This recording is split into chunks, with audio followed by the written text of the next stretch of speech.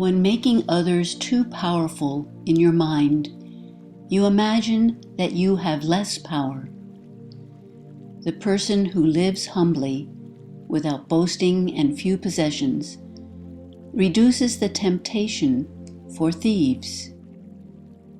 The more one owns, the more they are owned. The more one gives, the more they possess. When one does not compete, the world does not compete with them.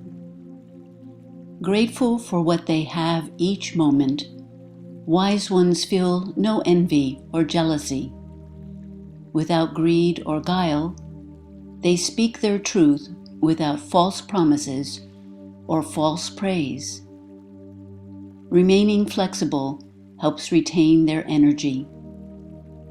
For these reasons, an administration that is concerned about the welfare of those it serves does not encourage status, titles, or rivalry.